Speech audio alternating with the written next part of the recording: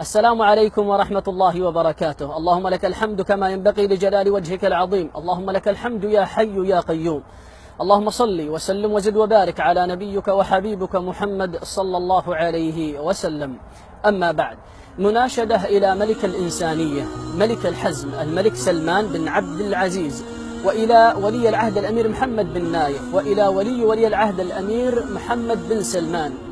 في البداية أيها الملك وأيها الأمراء، كما لا يخفى عليكم حديث النبي صلى الله عليه وسلم: إن الله سائل كل راع عما استرعاه، حفظ ذلك أم ضيعه، حتى يسأل الرجل عن أهل بيته. فمن هذا المنطلق أيها الملك وأيها الأمراء، هجرة اليمنيين أو الاقتراب في الشقيق والجارة بلد الحرمين المملكة العربية السعودية حفظها الله من كل مكروه، هي بحثا عن بدائل أفضل للعيش. والعمالة اليمنية في الشقيقة السعودية من أقدم العمالات وأمهرها وأفضلها سلوكا والتزاما في الوطن السعودي. وللمغتربين اليمنيين لمسات بارزة وتاريخية لمساهمتهم في النهضة العمرانية والحراك الاقتصادي. هناك قضية شغلتنا نحن كمغتربين في الولايات المتحدة الأمريكية، هي قضية المغتربين اليمنيين في بلدكم الحبيب السعودية حفظها الله من كل مكروه. أثرت بشكل سلبي على معنويات المغتربين النفسية والمالية، وألحقت بهم ضررا ومعاناة يضاعف إلى الأضرار والمعاناة التي يلاقيها المغترب اليمني بسبب نظام الكفيل. ليس كل الكفلاء ولكن البعض الذي يعد أحد مظاهر العبودية والرق ويتفانى مع مبادئ الدول وقوانينها، فالمغترب اليمني يعتبر مملوكا بصك قانوني للكفيل، وللكفيل حق التصرف فيه في أي وقت.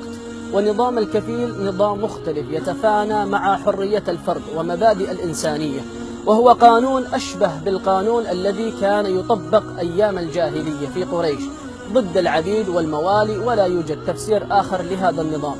فأيها الملك وأيها الأمراء، للأسف الشديد بعض الكفلاء يمارسون الظلم، والرسول صلى الله عليه وسلم يقول: إن الله سائل كل راع عما استرعاه، حفظ ذلك أم ضيعه، حتى يسأل الرجل عن أهل بيته.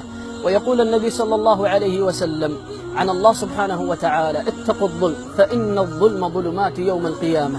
فيا أيها الملك ويا أيها الأمراء، نحن المغتربين في الولايات المتحدة الأمريكية، وعنهم أنا أبو كنان، نرجو منكم غاية الرجاء بأن تعطوا أخواننا اليمنيين المقيمين في بلدكم المباركة السعودية حفظها الله مهلة تصحيحية ثانية كي يتسنى لهم حل مشاكلهم ويكونوا نظاميين.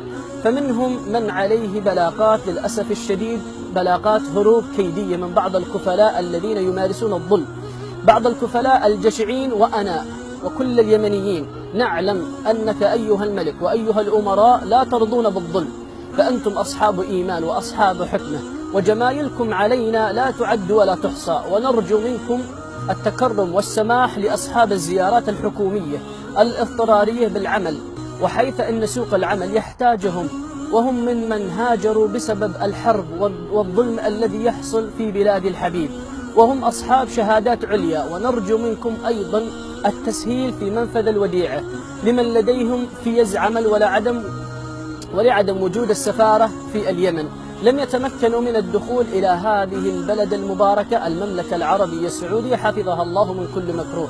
فنحن جيرانكم ونحن إخوانكم، وتربطنا بكم علاقة الدين واللغة، وتربطنا بكم علاقة وطنية من القدم. أتمنى من كل قلبي أن تصل هذه الرسالة إليك أيها الملك وإليكم أيها الأمراء.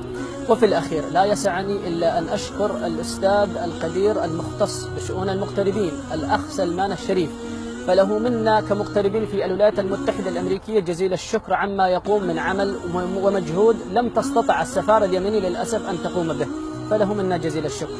وفي الأخير أتمنى من قلبي كل من يشاهد هذا الفيديو أن يقوم بنشره كي يصل إلى أصحاب الشأن.